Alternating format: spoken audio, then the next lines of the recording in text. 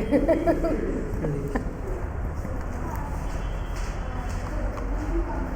चलो 8th chapter.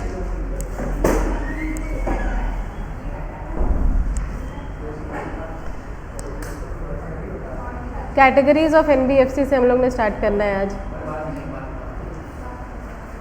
अच्छे से प्रिपेयर करके चलो चैप्टर्स, क्योंकि किसी भी टेस्ट में जिसके नंबर कम आए, तुम लोग उसके वो चीज़ पता है कि नेक्स्ट क्लास अटेंड नहीं होगी आप लोग की 1 हफ्ता।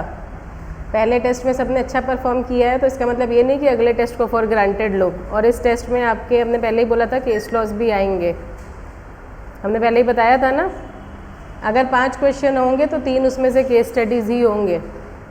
तो इसीलिए अगर पहला पेपर अच्छा हुआ है या हमने कुछ नहीं बोला जिनके कम आए, इसका मतलब ये नहीं कि अगले पेपर में भी वैसा ही चलेगा। तो इसलिए जितने भी टेस्ट हों उसको सीरियसली लिया जाए, नहीं तो आगे की क्लासें फिर आप लोग अटेंड नहीं कर पाओगे।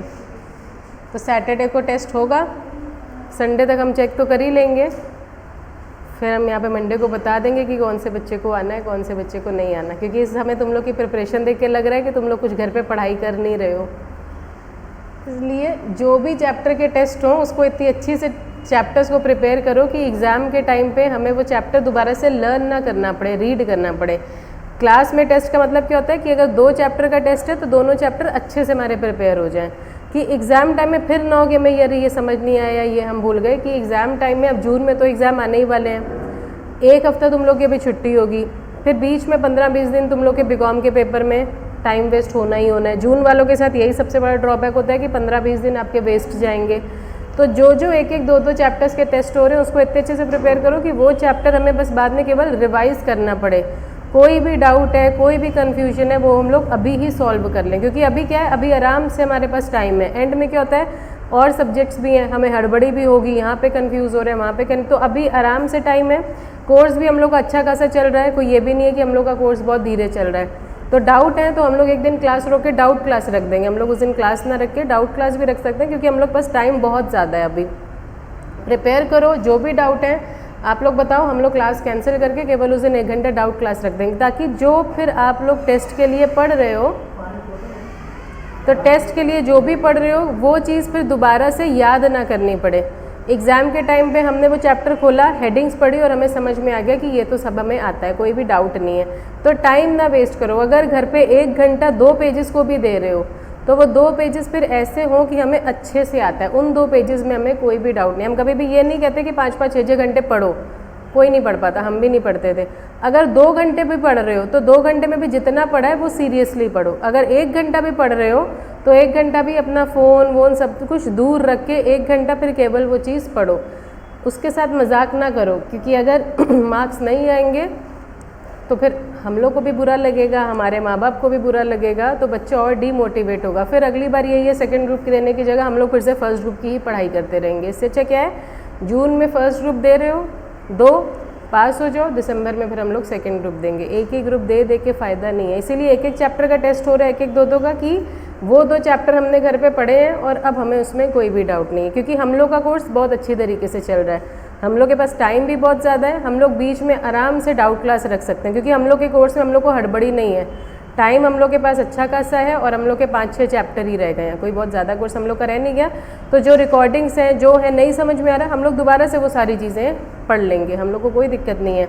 हम एंड तक आते रहेंगे, आप लोग भी आओ, जो डाउट है आप बताओ, हम लोग डाउट क्लास रख लेंगे। बस ये है कि अच्छे से पढ़ना है, वहाँ पे मार्क्स कम नहीं आने चाहिए। यहाँ पे मार्क्स कम आ जाए, यहाँ पे डाउट है वो ठीक है, जून में किसी के मार्क्स कम नहीं आने चाहिए, ताकि जितने भी बच्चे पेपर दे रहे हैं सब लोग हमको बदले में चॉकलेट दें जब आप लोगों का रिज़ल्ट आए।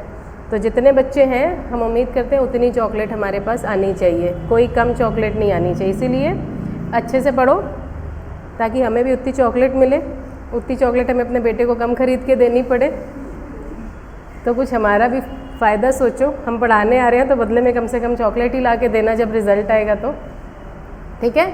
जो डाउट है तुम लोग बताओ, हम लोग क्लास कैंसिल कर देंगे, हम लोग केवल डाउट क्लास रखेंगे। क्योंकि कोर्स को ख़त्म करने की कोई जल्दी नहीं है, हम लोग पास टाइम बहुत है और कोर्स भी हम लोग का अच्छी खासी स्पीड से चल रहा है, तो हम लोग को कोर्स भगाने की ज़रूरत नहीं है। हम लोग बीच में 4, 5, 6 डाउट क्लास रख लेंगे, कोई दिक्कत। रिकॉर्डिंग में कोई टॉपिक नहीं समझ में आ रहा, चैप्टर नहीं समझ में आ रहा, हम लोग दोबारा से उस चीज़ को रिपीट कर लेंगे, उसमें कोई दिक्कत नहीं है क्योंकि हम लोग के पास टाइम बहुत है। तो हम लोग एनबीएफसी के टाइप्स और कैटेगरी से स्टार्ट कर रहे हैं। एनबीएफसी हम लोग ने पढ़ा था नॉन बैंकिंग फाइनेंशियल कंपनी है, ये कंपनीज एक्ट में रजिस्टर्ड है। बाकी हम लोग ने ये 50-50 टेस्ट पढ़ा था जो हमने बताया था, ये इंपॉर्टेंट है, आपका क्वेश्चन आ सकता है what do you mean by 50-50 test. तो अब वहाँ पे वो लोग ये नहीं देंगे what do you mean by 50-50 test of NBFC, तो हमें याद रखना पड़ेगा 50-50 टेस्ट का मतलब एनबीएफसी। तो उसमें हमें ये 2 क्राइटेरिया लिखने हैं। तो हम लोग ने पढ़ा था कि नॉन बैंकिंग फाइनेंशियल कंपनी है, कंपनीज एक्ट में तो हम रजिस्टर्ड हैं ही, बाकी भी वो कहते हैं कि हम लोग जिस भी तरीके का काम कर रहे हैं वो काम करने की रूल रेगुलेशन या अथॉरिटी है। तो कंपनीज एक्ट में तो आपको रजिस्टर होना ही होना है, उसके अलावा जिस भी तरीके का आप काम कर रहे हो उस तरीके की अथॉरिटी। आप हाउसिंग फाइनेंस का काम कर रहे हो तो आपके ऊपर किसके रूल रेगुलेशन है, नेशनल हाउसिंग बैंक के। आप कोई भी सिक्योरिटी एक्ट से रिलेटेड काम कर रहे हो तो सेबी एक्ट है। बाकी नॉर्मली आप केवल निधि कंपनी या किसी भी कंपनी से रिलेटेड काम कर रहे हो तो एमसीए। तो लेकिन हर तरीके की निधि कंपनी जो है वो कंपनीज एक्ट में तो रजिस्टर्ड है ही, उसके बाद आपका जो भी ऑब्जेक्ट होता है उसके अकॉर्डिंग अलग से आपको रजिस्ट्रेशन करवाना है। तो यहाँ पे अब हम लोग पढ़ेंगे कि कितने टाइप ऑफ निधि कंपनीज होते हैं सॉरी कितने टाइप ऑफ एनबीएफसीज होते हैं। तो NBFCs are categorise in term of liability into deposit and non deposit accepting. तो कुछ एनबीएफसी होती हैं जो आपसे पैसा डिपॉजिट ले देती हुई, हम लोग पढ़ते हैं नॉर्मल बैंकिंग काम करते हैं। कुछ एनबीएफसी होती है जो कहती है हमें डिपॉजिट वगैरह नहीं लेना, हम ऐसे इन्वेस्टमेंट का या लोन वगैरह देने का काम करेंगे। तो कुछ एनबीएफसी डिपॉजिट आपसे ले भी सकते हैं, कुछ एनबीएफसी केवल आपको लोन देने के लिए भी काम करेंगी, कुछ एनबीएफसी आपसे डिपॉजिट एक्सेप्ट नहीं भी करेंगी। Non deposit taking NBFC by the size into systematically important और नॉन डिपॉजिट होल्डिंग कंपनी। तो ऊपर भी हम लोग ने पढ़ा था कि जो एनबीएफसी की एसेट 500 करोड़ से ज़्यादा है वो इंपॉर्टेंट एनबीएफसी माने जाते हैं। तो वो कहते हैं नॉन डिपॉजिट टेकिंग में भी हम लोग देखेंगे कि आप किसी से डिपॉजिट तो एक्सेप्ट कर नहीं रहे हो, उसके बाद भी अगर आपका असेट साइज़ जो है 500 करोड़ से ज़्यादा है तो आप एक इम्पॉर्टेंट एनबीएफसी के कैटेगरी में आओगे कि आपकी नेटवर्थ बहुत अच्छी है, लोगों से पैसा लिए बिना भी आपके पास अपना पैसा है जो कि आप इन्वेस्ट करते हो, उससे आप रिटर्न कमाते हो और लोगों को लोन दे के उससे ब्याज कमाते हो।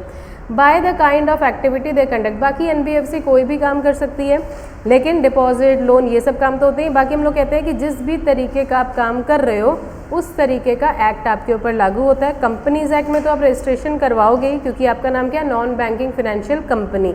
उसके अलावा आप जिस भी तरीके का काम करोगे उस तरीके के एक्ट में आपको अपना रजिस्ट्रेशन कराना है। तो अब इन्होंने बोला कुछ मेन कैटेगरीज है एनबीएफसी के। मेन कैटेगरीज क्या है, इनके नाम से आपको पता चल जाएगा कि किस तरीके का काम करते हैं। सबसे पहला है asset finance company. Asset finance, asset का मतलब क्या होता है, हमारे जो असेट्स हैं, टीवी है, कार है, स्कूटर है, बड़ी बड़ी चीज़ें हम खरीदते हैं, हमारे पास पैसा नहीं होता तो हम लोग फाइनेंस पे ले लेते हैं। तो फाइनेंस करवाने के लिए हम किसी बैंक या कंपनी, आजकल बजाज फाइनेंस है और काफ़ी चीज़ें हमें 0% फाइनेंस में मिलती हैं, लेकिन तो वो फाइनेंस ही।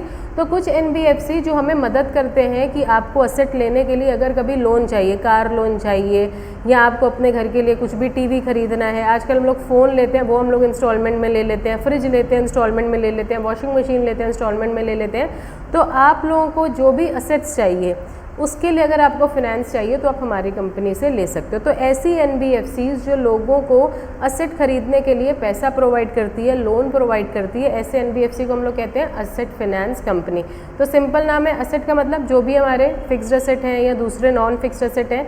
फाइनेंस का मतलब असेट खरीदने के लिए हमारे पास पैसा नहीं है तो हम लोग जिस कंपनी को अप्रोच करते हैं कि आप हमें लोन प्रोवाइड कर दो, और वो लोन हमें क्यों खरीदना है, घर वर नहीं खरीदना, उस लोन से हमें क्या खरीदना है, उस लोन से हमें कुछ अपने घर के काम के लिए, बिजनेस के काम के लिए असेट्स लेने हैं, तो आप हमको दो। तो यूँ कहते हैं आपको ऑटोमोबाइल्स मतलब कार वार चाहिए, ट्रैक्टर चाहिए, मशीन्स चाहिए, जनरेटर चाहिए, कुछ भी ऐसी चीज़ें जिसका हमारी फैक्ट्रीज़ वगैरह में, क्योंकि हम लोग ये कंपनीज़ पढ़ रहे हैं, हम लोग यहाँ पे प्रोडक्शन का काम कर रहे हैं, तो फैक्ट्रीज़ को मशीनरीज चाहिए, इक्विपमेंट चाहिए, ट्रीटमेंट प्लांट चाहिए, आपको पैसों की ज़रूरत है ये सारी चीज़ें खरीदने के लिए। तो आप जिन कंपनी के पास जाते हो जो आपको असेट खरीदने के लिए लोन देता है, ऐसी एनबीएफसी को हम लोग कहते हैं असेट फाइनेंस कंपनी, जो आपके असेट को फाइनेंस करती है। तो AFC is a company which is a financial institution carrying on as its principal business the financing of physical asset। तो ये आपके immovable assets को नहीं देख रहा, इमूवेबल अब घर वगैरह खरीदने में मदद नहीं कर रहा, आप जो प्रोडक्शन वगैरह करते हो उसमें आपको मशीनरी की ज़रूरत होती है, जनरेटर की ज़रूरत होती है, ट्रैक्टर की ज़रूरत होती है, बाकी इधर उधर लोडिंग अनलोडिंग के लिए व्हीकल की ज़रूरत है, ट्रक्स की ज़रूरत है, इसके लिए आपको पैसा चाहिए तो आप इनसे पैसा ले सकते हो। जैसे ऑटोमोबाइल्स हैं, ट्रैक्टर हैं, मशीन्स हैं, जनरेटर सेट हैं, हैंडलिंग मशीन्स है, इसके लिए principal business for this purpose is defined as aggregate of financing real physical asset supporting economic activity and income arising there from is not less than 60%। तो ये आपको loan देंगे लेकिन ये आपसे ब्याज भी लेंगे। तो ऐसी कंपनी का 60% इनकम कहाँ से आती है? इनकी 60% इनकम क्या है? इंटरेस्ट इनकम है, जो इन्होंने लोगों को असेट खरीदने के लिए लोन दिया हुआ है, लोग ब्याज तो देंगे ही, तो 60% इनकी जो इनकम है वो ये ब्याज खाते। कुछ लोग होते हैं ना जो कोई काम नहीं करते, घर है, उनके पास लैंड है, ज़मीन किराए पे दी हुई है, हर महीने 1-2 लाख रुपए किराया आता है, वही वो खाते हैं, तो उनकी इनकम क्या है? Rent income. तो ऐसी कंपनी की 60% इनकम क्या है? Interest income. लोगों को ट्रैक्टर, ऑटोमोबाइल, मशीनरी खरीदने के लिए पैसा दिया हुआ है, लोग महीने महीने इनको ब्याज देते हैं, 60% इनकम इनकी वो ब्याज इनकम ही होती है। तो हमें 2 चीज़ें यहाँ पे याद रखनी है कि लोगों को फिजिकल एसेट खरीदने के लिए ये लोग लोन प्रोवाइड करते हैं, और ऐसी कंपनी के 60% जो असेट्स हैं या 60% जो इनकम है वो क्या है? इसी फिनेंस को जो लोग इनसे लेते हैं उसमें लोग इनको ब्याज देते हैं, 60% इनकम इनकी वो ब्याज वाली इनकम ही है। क्लियर है यहाँ तक? उसके बाद आता है इन्वेस्टमेंट कंपनी। नॉर्मल इनका डेफिनेशन ही यही है कि जिसके मेमोरेंडम के मेन ऑब्जेक्ट में लिखा है हम केवल इन्वेस्टमेंट का काम करेंगे। इन्वेस्टमेंट में कुछ भी कर सकते हैं, शेयर्स खरीदे, डिबेंचर खरीदे, किसी बाहर ADR GDR में इन्वेस्ट करें, FCCB में, मतलब, लेकिन इनका मेन बिजनेस क्या है? पैसा इन्वेस्ट करना। वहाँ से अगर डिबेंचर में इन्वेस्ट किया है तो इंटरेस्ट मिलेगा, शेयर्स में इन्वेस्ट किया तो डिविडेंड मिलेगा। तो इनका मेन बिजनेस क्या है? Acquisition of security. तो आप यहाँ पे लिख सकते हो ऐसी कंपनी जिनके मेमोरेंडम के मेन ऑब्जेक्ट में लिखा हुआ है, main object in memorandum is stated as sale purchase transfer of securities. तो इनके मेमोरेंडम के मेन ऑब्जेक्ट में लिखा हुआ है कि हम केवल शेयर्स, डिबेंचर है, तो सिक्योरिटीज़ में कुछ भी आ सकता है। सिक्योरिटीज़ में आप एग्जांपल में दे सकते हो, जैसे ये इक्विटी शेयर्स खरीद या बेच के, ट्रांजेक्शन सस्ते में शेयर खरीदे, महंगे में बेचे, प्रॉफिट कमा लिया। ये प्रेफरेंस शेयर्स खरीद के पैसा कमा सकते हैं, प्रेफरेंस शेयर सस्ते में खरीदे, महंगे में बेचे। डिबेंचर्स वगैरह इसमें इन्होंने इन्वेस्ट कर दिया, या ADR GDR हैं, IDRs हैं, FCCB हैं, कुछ किसी भी तरीके, लेकिन सिक्योरिटीज़ में ही ये इन्वेस्ट करेंगे। ये प्रॉपर्टी में या कोई ऐसी चीज़ों में इन्वेस्ट नहीं करते। इनका मेन ऑब्जेक्ट क्या होता है? इन्वेस्टमेंट कहाँ पे करना? दूसरी कंपनी के सिक्योरिटी में। कभी सस्ते में खरीद के महंगे में बेच के पैसा कमा लिया, कभी ऐसे ही सिक्योरिटी ले ली और उससे डिविडेंड वगैरह खाते रहे, या किसी कंपनी को लोन की ज़रूरत है तो उनके डिबेंचर्स खरीद लिए। डिबेंचर्स क्या है? बोरोड फंड, और टाइम टू टाइम वो कंपनी हमको क्या दे रही है? इंटरेस्ट दे रही है, तो ये इसी से ये पैसा कमाते हैं। तो ऐसे NBFC जिनके मेमोरेंडम के मेन ऑब्जेक्ट में लिखा हुआ है कि केवल हम बिजनेस क्या करेंगे? Acquisition of security. Acquisition of security मतलब sale, purchase, transfer of security करके ही हम पैसा कमाएंगे, ऐसी कंपनी को बोलते हैं इन्वेस्टमेंट कंपनी। अब ये क्या है? Loan company. नाम में ही है, हम शेयर्स वगैरह में इन्वेस्टमेंट नहीं करेंगे, हम केवल लोन, डिबेंचर्स, बोरोड फंड, उसी में हम इन्वेस्टमेंट करके, और इनकी इनकम क्या होगी? Fixed interest. ऊपर क्या है? डिविडेंड का क्या मतलब होता है? पैसा होगा तो डिविडेंड मिलेगा, नहीं तो नहीं मिलेगा। ब्याज तो कंपनी देगी ही देगी हमको। तो इनका क्या है? ये केवल लोन वगैरह देती है, लेकिन ये असेट फाइनेंस कंपनी नहीं है, क्योंकि असेट फाइनेंस कंपनी आपको कब लोन देती है? जब आपको केवल असेट्स खरीदने हो। ये कंपनी किसी भी काम के लिए आपको लोन दे सकती है। आपको डे टू डे फंक्शनिंग के लिए लोन चाहिए, आपको अपने बच्चे के एजुकेशन के लिए लोन चाहिए, तुम्हें घर खरीदने के लिए लोन चाहिए, वो ये नहीं पूछेंगे कि किस काम के लिए लोन चाहिए, वो आपको लोन देंगे और आपसे वो ब्याज लेंगे।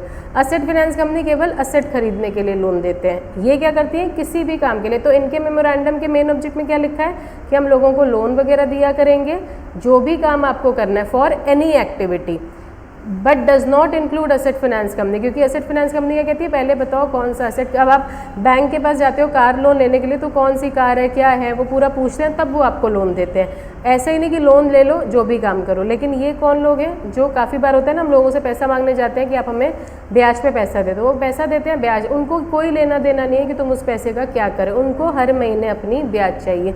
तो लोन कंपनी का मतलब आप जिस भी काम के लिए चाहो ये आपको लोन देंगे। और asset management company, asset finance company का मतलब जो केवल पर्टिकुलर असेट खरीदने के लिए ही आपको लोन देते हैं। इंफ्रास्ट्रक्चर का मतलब क्या है, पुल बनवाना, सड़कें बनवाना, बिल्डिंगें बनवाना। तो जो इंफ्रास्ट्रक्चर की डेवलपमेंट के लिए हमें पैसों की ज़रूरत है, तो जो एनबीएफसी इंफ्रास्ट्रक्चर बन रहा है, पुल बन रहे हैं, ब्रिजेस बन रहे हैं, हाईवेज बन रहे हैं, बिल्डिंग्स बन रही हैं, उसके लिए कॉन्ट्रैक्टर्स को पैसों की ज़रूरत है। तो वो लोग किससे पैसा लेते हैं, कौन सी एनबीएफसी से, इंफ्रास्ट्रक्चर फाइनेंस कंपनी से। तो नाम से ही आपको पता चल जाएगा कि इनका काम क्या है। तो इंफ्रास्ट्रक्चर फाइनेंस कंपनी ये भी एनबीएफसी है। विद डिप्लॉय, डिप्लॉय का मतलब होता है लगाना,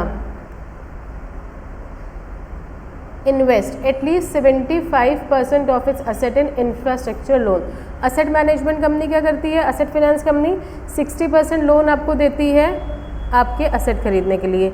इनके पास जितना भी पैसा है, ये बाकी छोटे मोटे कामों के लिए भी आपको पैसा देंगे, लेकिन 75% ये अपना पैसा कहाँ पे यूज़ करेंगे, केवल उन लोगों को लोन देने के लिए जो कोई कंस्ट्रक्शन का काम, बिल्डिंग बनाने का काम, सड़कें बनाने का काम, ये सारे काम करें।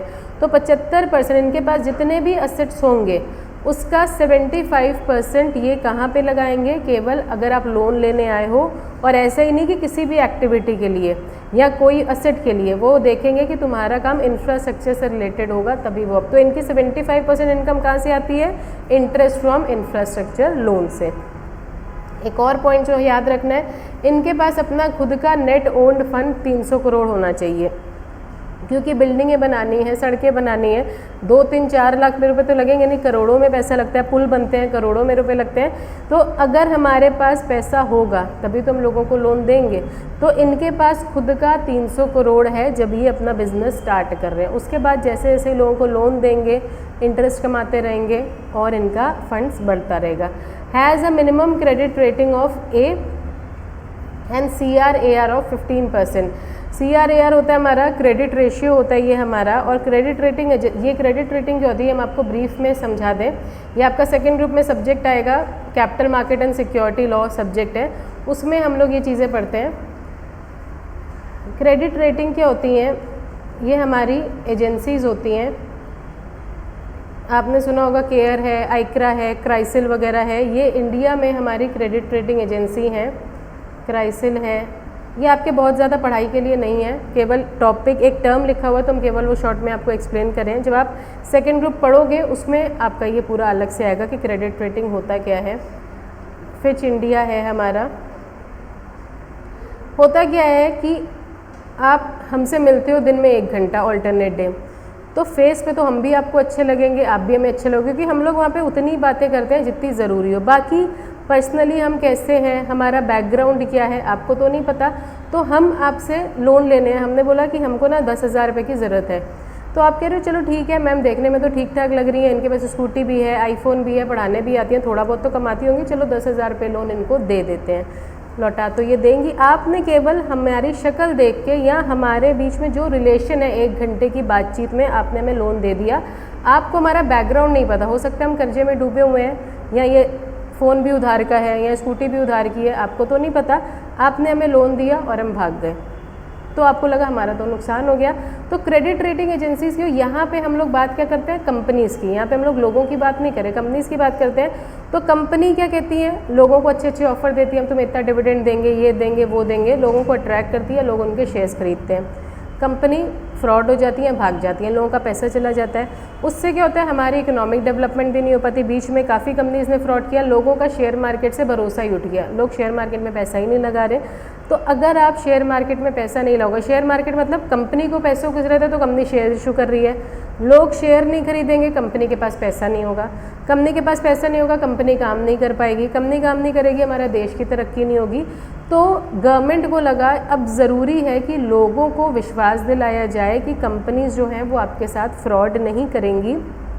तो जितनी भी अब कंपनीज़ हैं कंपनीज एक्ट में रजिस्टर, सारी कंपनीज के पास शेयर्स तो होते हैं। प्राइवेट कंपनी है मिनिमम 2 शेयर होल्डर, पब्लिक है minimum 7 share holder. Share holder का मतलब क्या है, शेयर्स इशू करे हैं उसने। अब जितनी भी कंपनी शेयर्स इशू करेंगी पहले उनको क्रेडिट रेटिंग एजेंसी के पास जाके अपनी रेटिंग करवानी पड़ेगी। ये अलग अलग क्रेडिट रेटिंग एजेंसी, आप किसी के पास भी जाओ वो आपका पूरा बैकग्राउंड चेक करती है, आपके प्रमोटर्स कौन है, डायरेक्टर कौन है, आप क्या काम करोगे, सब कुछ चेक करते हैं और वो आपको रेटिंग देती हैं। इनकी रेटिंग या तो इस तरीके से होती है AAA, AA, BBB, BB, मतलब जिनको AAA मिला मतलब बहुत ही अच्छी कंपनी है, यहाँ तक भी मतलब ठीक ठाक है। फिर जब C और D मिलने लगता है मतलब कंपनी ख़राब है, इन्वेस्टमेंट मत करो। या फिर A1, A2, A3, B1, B2, इनकी जो रेटिंग्स होती हैं वो या तो अल्फ़ाबेटिकल फॉर्म में होती हैं या फिर अल्फ़ा न्यूमेरिक फॉर्म में होती हैं। ये कंपनी की पूरी डिटेल आपको नहीं देते हैं क्योंकि ये क्रेडिट रेटिंग एजेंसी है, ये कंपनी से पूरा इन्वेस्टिगेट करेंगे, कंपनी इनको हर चीज़ बताएगी, हमारी बैलेंस शीट क्या कहती है, उसके बेसिस में ये रेटिंग देते हैं। और रेटिंग का मतलब बता देते हैं, AAA मतलब बहुत अच्छी, B का मतलब अच्छी नहीं है, C का मतलब ये है। लेकिन आप तो कंपनी के शेयर होल्डर अभी बने नहीं हो तो वो आपको पूरी डिटेल नहीं देंगी, आपको वो रेटिंग दे देंगी। ये अपने प्रोस्पेक्टस, जब शेयर्स इशू करने होते हैं प्रोस्पेक्टस इशू करते हैं, प्रोस्पेक्टस में भी अब मैंडेटरी है कि क्रेडिट रेटिंग एजेंसी ने जो आपको रेटिंग दी है वो मेंशन करिए। शेयर होल्डर अब देखेंगे कि क्रेडिट रेटिंग एजेंसी ने आपको क्या रेटिंग दी है, उसके बाद ही लोग आपकी कंपनी में इन्वेस्ट करते हैं। तो ये आपका पूरा, तो ये कहते हैं कि कंपनी के केवल नाम के भरोसे पे, अब किंगफिशर हमें लगता था बहुत अच्छी कंपनी है, बाद में पता चला कि वो तो बिल्कुल कर्जे में थी, वो तो भाग भी गया किंगफिशर का मालिक। तो लोगों को क्या लगा, बहुत अच्छी कंपनी है किंगफिशर, ये तो पता नहीं था कि वो तो बिल्कुल कर्जे में डूबी हुई है। अब मुकेश अंबानी है, बहुत अमीर है, अनिल अंबानी है, वो कर्जे में डूबा हुआ है, पिछले 3 बार से उसका भाई उसका कर्जा उतारे, अभी भी उसके पास जितने एसेट्स हैं उससे ज़्यादा तो उनके ऊपर डेट है। हमें क्या लगता है कि अंबानी के पास तो हॉस्पिटल भी है, ये भी है, वो भी है, लेकिन वो पूरे कर्जे में डूब, तो हम केवल उनका नाम जानते हैं, एक्चुअली में उनकी कंपनी क्या परफॉर्म करी है हम तो नहीं जानते। तो हम तो देखेंगे अंबानी ग्रुप है, इन्वेस्ट कर दिया और बाद में हमें लॉस हो गया। तो वो कह रहे हैं केवल नाम के बेसिस पे इन्वेस्टमेंट ना करो, क्रेडिट रेटिंग एजेंसी ने क्या रेटिंग दी है, और ये आपको नहीं करवानी है, ये सभी ने मैंडेटरी कर दिया है कि कंपनी को खुद क्रेडिट रेटिंग एजेंसी से रेटिंग लेनी है, प्रोस्पेक्टस में अपनी रेटिंग डालोगे, उसके बाद ही शेयर होल्डर तुम्हारी कंपनी में इन्वेस्ट करेंगे, ताकि उनको ये ना लगे कि कंपनी फ्रॉड है। तो अगर आपकी कंपनी फ्रॉड होगी तो क्रेडिट रेटिंग एजेंसी आपको रेटिंग देंगे ही नहीं। तो इसीलिए हमारा क्रेडिट रेटिंग एजेंसी का कॉन्सेप्ट आया कि लोगों के भी दिमाग में भरोसा पैदा किया जाए कि रेटिंग करी है, रेटिंग दी है, आप रेटिंग स्टडी करो। हम लोग कोई भी प्रोडक्ट, अगर आप लोग अमेजोन या आप लोग अगर ऑनलाइन ऑर्डर करते हो तो हम लोग रेटिंग देखते हैं ना, किसी प्रोडक्ट को 5 में से 1 मिला है, 2 मिला, तो हम कहते हैं ये 2 रेटिंग है, अच्छा नहीं होगा। 4.5 मिला, अच्छा होगा। हम लोग कहते हैं नहीं यार 3.5 है तो भी प्रोडक्ट ठीक ठाक है। लेकिन 3.5 से लेके 5 तक की जो रेटिंग होती है वो हम मंगवाते हैं, लेकिन जिनको 1, 2 या 3.5 से कम मिली होती है हम लोग नहीं मंगवाते। ऑनलाइन मंगवाते हो आप लोग सामान की नहीं मंगवाते हो, तो अमेजोन है, मिंत्रा है, तो हम लोग इसमें रेटिंग देखते हैं, जो कस्टमर्स हैं उनके रिव्यूज़ देखते हैं, उसके बाद हम लोग सेलेक्ट करते हैं चीज़। तो यहाँ पे भी ये आपको रेटिंग देते हैं। हर रेटिंग के आगे लिखा होता है कि इसका मतलब क्या है। ये आपको एक्चुअली में फिगर्स नहीं बताएंगे पूरे, लेकिन ये आपको रेटिंग बताएंगे। आप रेटिंग देखो, उसके बाद आप इन्वेस्ट करो। उसके बाद नुकसान होता है वो तो आपकी चीज़ है। अब हमने ऑनलाइन कोई चीज़ ऑर्डर करी, ये तो हमारी जिम्मेदारी थी ना रेटिंग देके। वहाँ पे तो क्योंकि रेटिंग, कस्टमर रिव्यू सब लिखे हुए हैं, आप देखो और आप खरीदो। अगर चीज़ ख़राब निकलती है हम उनको क्लेम नहीं कर सकते, क्यों? क्योंकि वो हमें फोर्स नहीं कर रहे हैं। ये हमारी जिम्मेदारी है कि जब तक हम सेटिस्फाइड नहीं होंगे हम उनसे सामान नहीं मंगवाएंगे। वैसे ही कंपनीज़ को क्रेडिट, ये 4-5 हमारी क्रेडिट रेटिंग एजेंसीज़ हैं जो ये सर्विसेज देती हैं रेटिंग देने की। कंपनीज़ पहले इनसे रेटिंग करवाती हैं, और अगर आपको अच्छी क्रेडिट रेटिंग मिली है तो ये अपने आप में ही एक मार्केटिंग टूल है कि हमें तो रेटिंग ही अच्छी मिली है तो कस्टमर जो है वो हमारे शेयर्स खरीदेंगे ही खरीदेंगे। और जिनको रेटिंग अच्छी नहीं मिली है, डर तो उनको है कि अगर इस बार अच्छी रेटिंग नहीं है, शेयर होल्डर इन्वेस्ट करेंगे नहीं, तो अगली बार अच्छी, क्योंकि हर साल आपको अपनी रेटिंग करवानी है। तो अगर इस साल अच्छी रेटिंग नहीं है तो अगले साल काम अच्छा करें कि अगले साल रेटिंग अच्छी मिले और कस्टमर हमारी कंपनी में शेयर्स में पैसे, क्योंकि अगर शेयर होल्डर पैसा नहीं लगाएंगे तो तुम काम कैसे करोगे।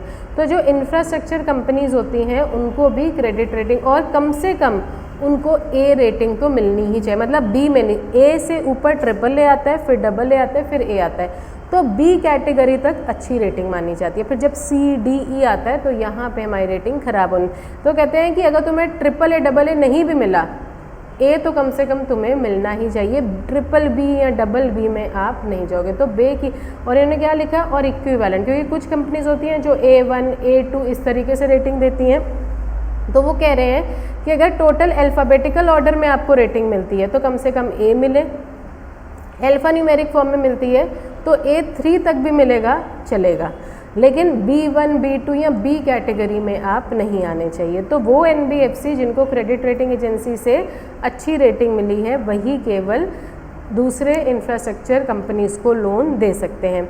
CRAA का मतलब क्या होता है, मेरे ख्याल से क्रेडिट रेशियो, दिमाग से उतर गया, इसका मतलब क्या होता है, कैपिटल टू आपके प्रमोटर्स के बेसिस पे, मतलब कौन बंदा कंपनी चला रहा है, क्योंकि उसको तो बहुत ही ज़्यादा दी, तो हमने बताया था ना वेंचर कैपिटलिस्ट के पास हम लोग जाते हैं, वो हमें फाइनेंस देते हैं। आपके पे प्रमोटर कौन है, उनके गुडविल के बेसिस पे आपको रेटिंग मिलती है।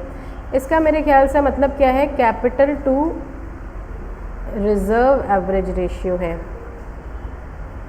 एक बार किसी के पास नेट है चेक कर लो इसका मतलब, इसका फुल फॉर्म क्या है। मेरे ख्याल से कैश टू रिजर्व की कैपिटल टू रिजर्व ऐसा ही होना चाहिए।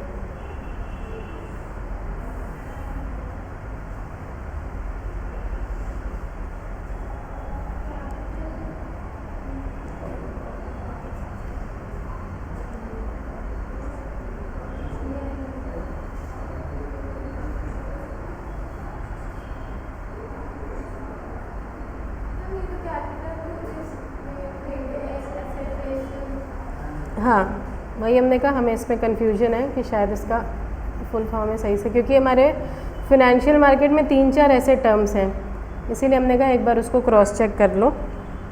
कैपिटल टू रिस्क है वो, वेटेड एवरेज रेशियो।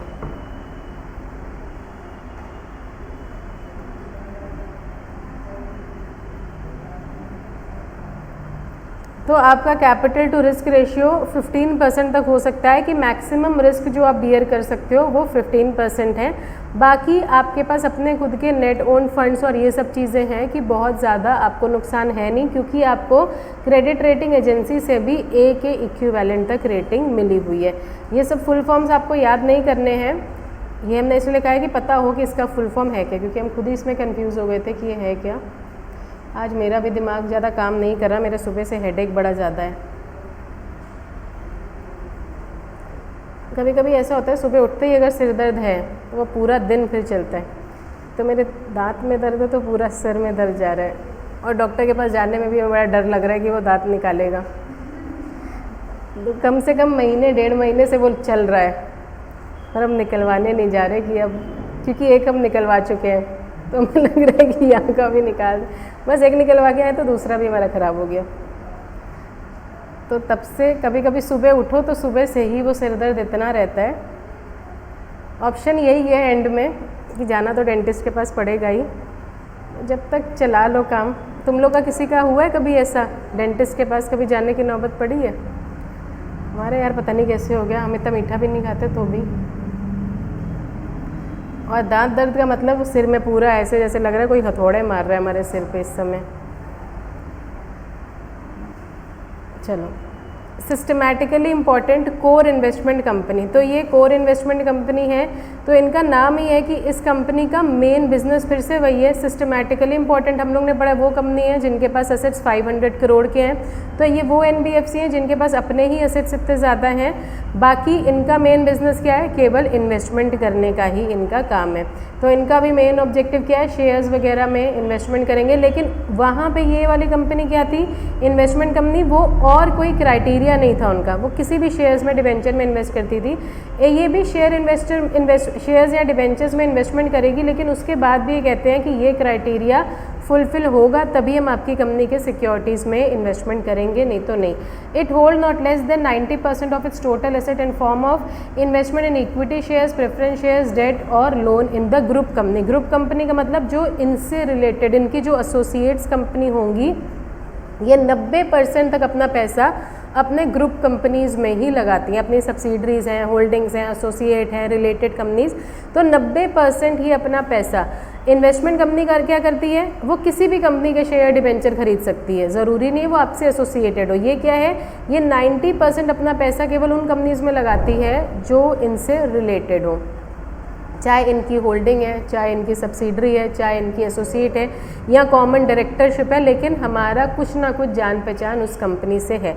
तो इनके पास अपने असेट 100 करोड़ के हैं, तो 90 करोड़ ये वहीं पे लगाएंगी जिनके साथ इनका कोई जान पहचान है।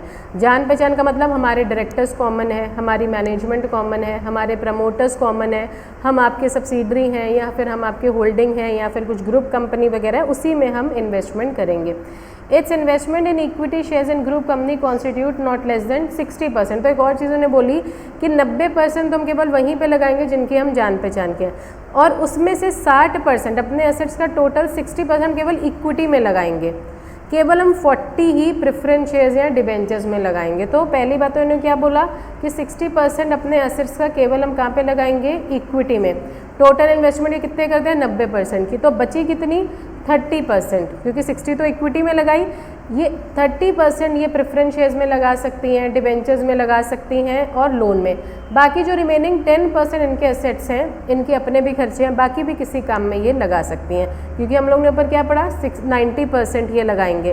तो 90 का 60% इक्विटी में इन्होंने लगाना है, 30% ये और किसी में भी लगा सकते हैं, चाहे वो प्रेफरेंस शेयर्स हों, डिबेंचर्स हैं, लोन है।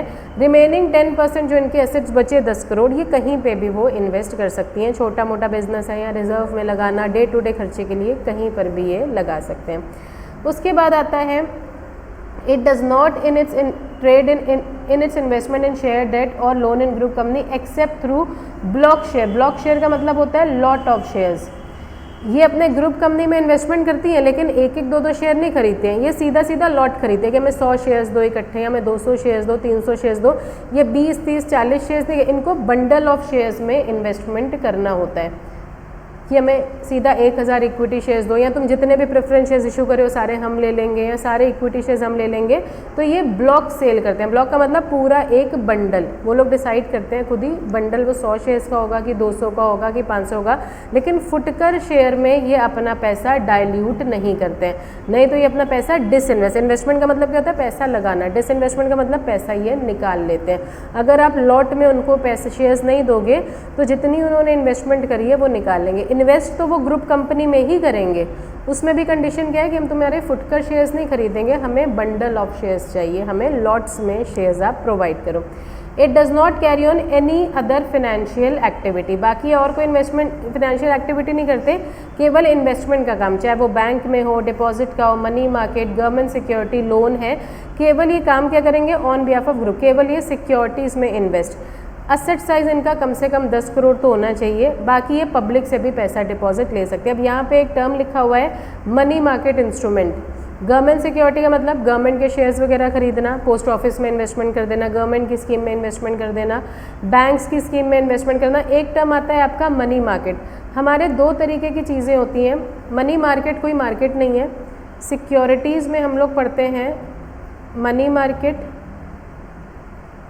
इंस्ट्रूमेंट। जब आप लोग सिक्योरिटी लॉ पढ़ोगे सेबी, इंस्ट्रूमेंट का मतलब होता है सिक्योरिटीज़, सिक्योरिटीज़ को वो इंस्ट्रूमेंट बोलते हैं। और एक होती है हमारी capital market. Money market securities वो होते हैं जिनका मैक्सिमम मैच्योरिटी पीरियड जो होता है इज़ ऑफ 1 ईयर, मतलब मैक्सिमम 1 साल में तुम्हें तुम्हारा पैसा वापस मिल जाएगा। ये हमारे सेफेस्ट माने जाते हैं क्योंकि ये हमारी मोस्टली गवर्नमेंट सिक्योरिटीज़ होती हैं। जो शॉर्ट टर्म गवर्नमेंट सिक्योरिटीज़ होती हैं ये वो होती है। तो गवर्नमेंट है, भले ही वो आपको कम ब्याज दे, लेकिन ब्याज तो वो देगा और गवर्नमेंट भागेगा ना। अब कंपनी का क्या है, मान लो कंपनी डूब गई, वाइंड अप हो गई, भाग गई, जो भी हो गया। कैपिटल मार्केट होता है जिसकी मैच्योरिटी जो है इज़ आफ्टर 1 ईयर, 1 साल में तो पैसा तुम्हें मिलेगा ही नहीं। ये सेफेस्ट ज़्यादा नहीं मानी जाती क्योंकि यहाँ पे गवर्नमेंट सिक्योरिटीज़ नहीं है। यहाँ पे कौन सिक्योरिटीज़ इशू करता है, कंपनीज इशू सिक्योरिटी। अब कंपनी है, परफॉर्मेंस अच्छी हुई तो डिविडेंड मिलेगा, परफॉर्मेंस अच्छी नहीं हुई तो डिविडेंड नहीं मिलेगा, और मैच्योरिटी 5-6 साल बाद है। तब तक लगाया 1000 पे है, तब कंपनी की परफॉर्मेंस के अकॉर्डिंग 1000 का 500 रहता है कि 200 रहता है कि बढ़ता है, वो भी पता नहीं है हमारा कि लगाया कितना में। तो ये हमारी रिस्की मार्केट मानी जाती है, ये हमारी सेफेस्ट मानी जाती है। हमारे पास अब 1 लाख रुपए की सेविंग हो गई है और अगले महीने अगले साल हम लोग सोच रहे हैं अपना एक घर खरीद लें, लेकिन हमें लग रहा है कि इस पूरे 1 साल तक तो हमारा पैसा फालतू ही पड़ा हुआ है। अगर बैंक में भी पैसा लगा देंगे तो बैंक इतना ब्याज तो देगा नहीं, तो क्यों ना मनी मार्केट की कोई सिक्योरिटी खरीद लें। बैंक से तो ज़्यादा ही डिविडेंड मिलेगा, रिटर्न मिलेगा, और ये सेफेस्ट है, और मैच्योरिटी 1 साल बाद है।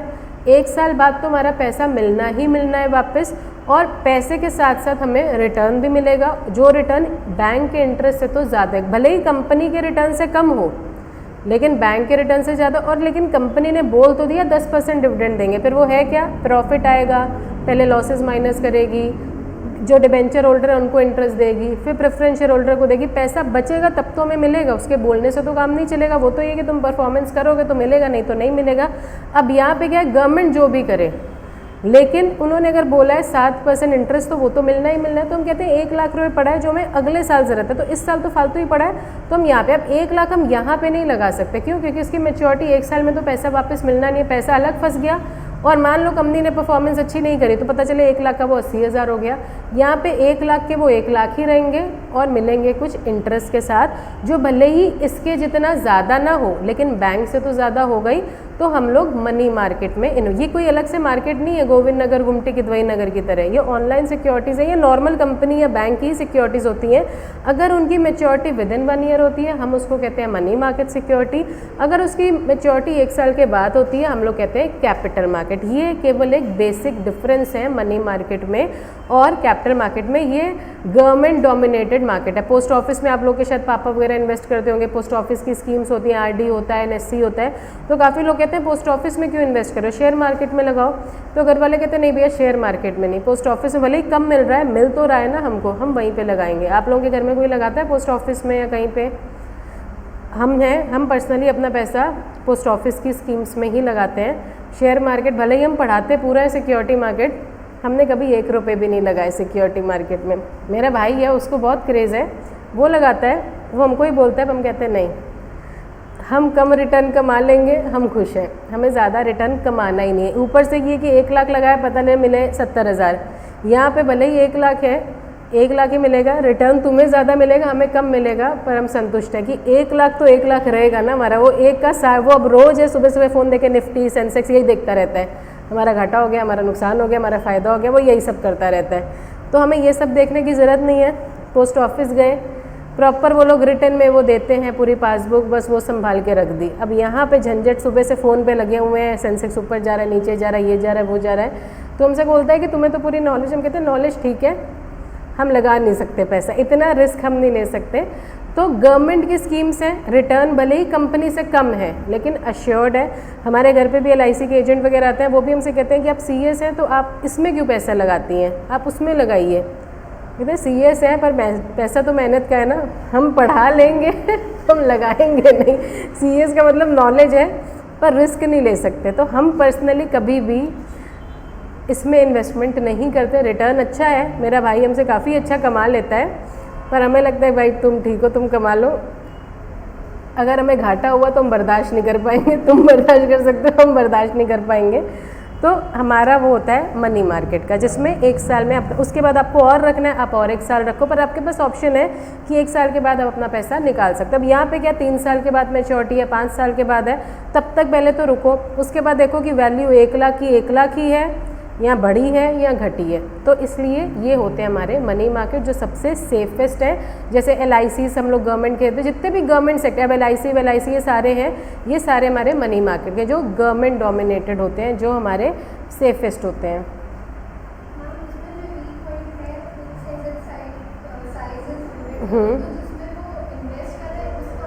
अपना इनका 100 करोड़ का असेट साइज है, पर ये है systematically important core investment company. हम लोग कहते हैं उन NBFCs को सिस्टमैटिकली इंपॉर्टेंट बोला जाता है जिनकी अपनी असेट 500 करोड़ के हैं, लेकिन उनका काम ज़रूरी नहीं है इन्वेस्टमेंट का ही हो। तो जो इंपॉर्टेंट कैटेगरी के NBFC हैं जिनका काम केवल इन्वेस्टमेंट का है, उनकी मिनिमम 100 करोड़ की नेटवर्थ होनी चाहिए, एसेट साइज होना चाहिए, जिसमें से 60 करोड़ का वो इक्विटी में, ये मिनिमम है, इनका 200 करोड़ हो सकता है, 300 हो सकता है, 500 हो सकता है।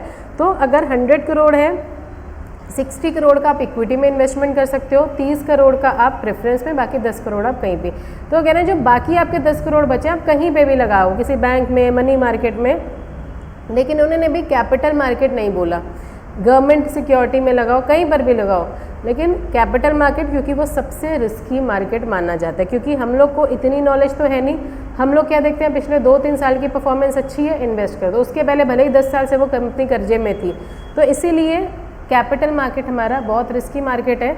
जिसके पास फालतू का पैसा पड़ा हुआ है वो लगाए हमारे हिसाब से।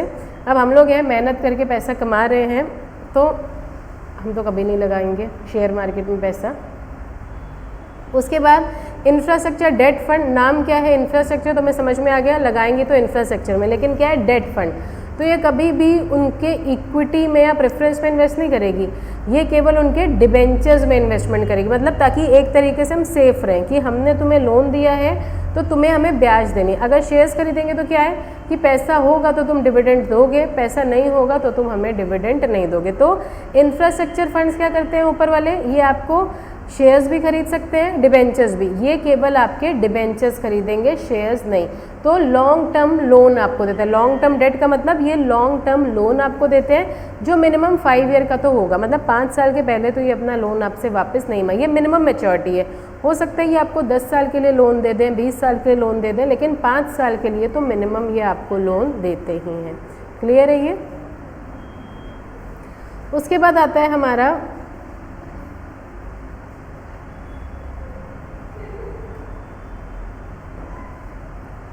Non banking financial company, micro finance institution. तो माइक्रो फाइनेंस हम लोग को लगता है कि बहुत छोटी कंपनी है, माइक्रो फाइनेंस है, लेकिन फिर भी हमें इनकी नेटवर्थ वगैरह याद रखनी है।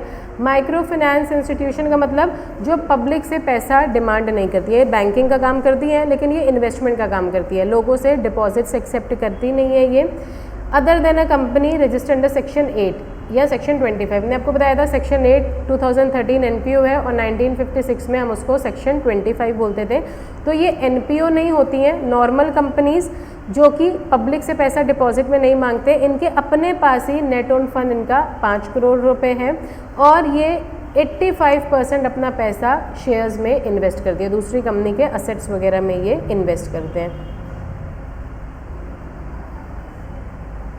तो ये लोन वगैरह भी देते हैं, रूरल एरिया मतलब बैकवर्ड एरिया की डेवलपमेंट के लिए ये लोन दे सकते हैं 1,25,000 तक का, और अर्बन सेमी अर्बन में ये दे सकते हैं, जिनकी इनकम 2 लाख है उनको ये लोन दे सकते हैं। टोटल लोन ये जो देंगे पहली बार में आपको 75,000 से ज़्यादा नहीं, अगर आपने उसकी रिपेमेंट वगैरह टाइमली करी है तो ये लोग आपको 1,25,000 तक का लोन आपको मैक्सिमम दे सकते हैं। 1,25,000 से ज़्यादा ये आपको इंडेट नहीं करते, मतलब किसी भी बंदे को 1,25,000 से ज़्यादा ये आपको लोन नहीं देते हैं, मैक्सिमम लोन ही उसका देंगे। इस लोन से आप कुछ भी काम कर लो, अपने बच्चे की पढ़ाई करा लो, मेडिकल, मतलब ये किसी भी काम के लिए आपको लोन देंगे। पहली बार में 75,000 का, अगर टाइमली आप रिपेमेंट वगैरह करते हो तो नेक्स्ट टाइम अगर आप लोन लेने आए हो तो 1,25,000, उससे ज़्यादा का लोन ये आपको कभी नहीं दे। माइक्रो मतलब छोटे काम ही करेंगे। लोन मैक्सिमम इनका 24 महीने का होगा, नॉट बी लेस देन, मतलब 24 महीने से कम नहीं। रिकवरी ये 2 साल के बाद ही करेंगे, मतलब मिनिमम मैच्योरिटी 2 साल की तो होगी, 2 साल से पहले ये आपसे अपना 75,000 रुपये या 1,25,000 वापस नहीं मांगेंगे। For the loan amount in excess of 30,000 with pre payment without penalty. वो कहते हैं कि अगर तो 30,000 तक का लोन है, ये क्या है मैक्सिमम है, एक बार में 75,000 का लोन। अगर आपने केवल 30,000 का ही इनसे लोन लिया है और रिपेमेंट में अगर देरी होती है तो आपसे ये कोई पेनल्टी चार्ज नहीं करते। 30,000 से ज़्यादा का है तो अगर आप पेमेंट में डिले करते हो तो इंटरेस्ट के साथ, आप पेनल्टी के साथ ही लोन रीपे करोगे। Loan to be extended without collateral. Collateral का मतलब सिक्योरिटी। जब भी हम लोग लोन लेते हैं कुछ ना कुछ चीज़ गिरवी रखते हैं, ये आपसे कोई चीज़ गिरवी नहीं मांगते हैं, बस आपकी गुडविल, आपका बिजनेस वगैरह देख के ये आपको लोन वगैरह दे देते हैं। ये देखते तो ज़रूर है कि आपके पास क्या एसेट है, क्या प्रॉपर्टी वगैरह है, कि अगर नहीं दे पाओगे तो हम जब्त क्या क्या कर सकते हैं, लेकिन लोन ले देते समय ये आपसे कोई भी चीज़ गिरवी नहीं मांगते हैं। Aggregate amount of loan given for income generation is not less then 50%। तो इनकी 50% इनकम कहाँ से आती है, ये लोग जो लोगों को लोन देते हैं उसके इनको ब्याज मिलती है, तो इनकी 50% इनकम वो इंटरेस्ट इनकम ही है। लोगों को ऑप्शन है, चॉइस है, तुम वीकली ब्याज दे दो, फोर्टनाइटली मतलब 15-15 दिन में ब्याज दे दो, मंथली ब्याज दे दो, आप जैसा चूज़ करो, वो आपके ऊपर है किस तरीके से आप लोन लेते हो और किस तरीके से आप ब्याज। हमें लगता है कि हम वीकली दे सकते हैं पैसा, आप वीकली दो, 15-15 दिन में या महीने में, जैसा आपको ठीक लगता है वैसा आप दे सकते हो। उसके बाद आता है non banking financial company factors. हमने आपको बताया था securitization company, asset reconstruction company, जहाँ पे हमने आपको बताया था कि बैंक्स वगैरह में अगर नॉन परफॉर्मिंग एसेट एनपीए हो जाते हैं तो असेट रिकंस्ट्रक्शन कंपनी उनके वो सारे लोन वगैरह खरीद लेती है, और फिर उसके बाद डेटर जाने और एसेट रिकंस्ट्रक्शन कंपनी जाने, बैंक अपना फ्री है। जो हमने बताया था, हम आपको नोट्स लिखवाएंगे लेकिन अभी दिए नहीं है, क्योंकि इस चैप्टर में आगे हमारा असेट रिकंस्ट्रक्शन कंपनी का टॉपिक दिया हुआ है। वो टॉपिक से अगर नहीं समझ में आएगा तो हम आपको इजी लैंग्वेज में लिखवाएंगे। तो अगर हमारी कंपनी है, हम लोग उसको securitization company, asset reconstruction company कहते हैं, जो हमने बताया था स्पेशल पर्पस व्हीकल। और एनबीएफसी अगर वो काम करते हैं तो हम लोग उसको कहते हैं फैक्टर्स, कि अगर बैंक ने किसी को लोन दिया हुआ है और लोन रीपे नहीं हो पा रहा है और बैंक को पैसों की ज़रूरत है, तो फैक्टर्स उनसे वो सारा लोन लेके उनका लोन रीपे कर देते हैं। बाकी अब वो खुद जाके कस्टमर से वो लोन की रिपेमेंट मांगते हैं। तो ये सेम है हमारा सिक्योरिटाइजेशन कंपनी। अगर तो कंपनी बनी ही इस काम के लिए तो हम लोग उसको स्पेशल पर्पस व्हीकल या ये बोलते हैं। अगर एनबीएफसी ये काम करते हैं तो हम लोग उसको फैक्टर्स बोलते हैं। बाकी आगे आपके इस चैप्टर में आएगा कि असेट रिकंस्ट्रक्शन कंपनी होती क्या है। मॉर्टगेज गारंटी लोन, मॉर्टगेज का मतलब क्या होता है कि इमूवेबल प्रॉपर्टी गिरवी रख के लोन लेना, और मूवेबल प्रॉपर्टी गिरवी रख के लोन लेने को हम लोग कहते हैं प्लेज। तो ये आपकी इमूवेबल प्रॉपर्टी गिरवी लेके आपको लोन वगैरह देती हैं, तो उसको हम लोग कहते हैं मॉर्टगेज गारंटी कंपनी। इनकी भी नेट ओन फंड 100 करोड़ होनी चाहिए और 90% तक इनकी इनकम यहीं से आती है, इन्होंने जो लोन दिया हुआ है उससे ये ब्याज कमाते हैं। Non operating financial holding company, तो ये यहाँ पे जहाँ पे होल्डिंग और सब्सिडरी का रिलेशन वगैरह है, हम एक होल्डिंग है, हमने एक एनबीएफसी सब्सिडरी भी ली हुई है। और systematic important non deposit taking non banking financial company, जो ऊपर हम लोग ने पढ़ा, ये बाहर से कोई डिपॉजिट एक्सेप्ट नहीं करती है, इनके पास अपने 500 करोड़ के असेट्स खुद के होने चाहिए।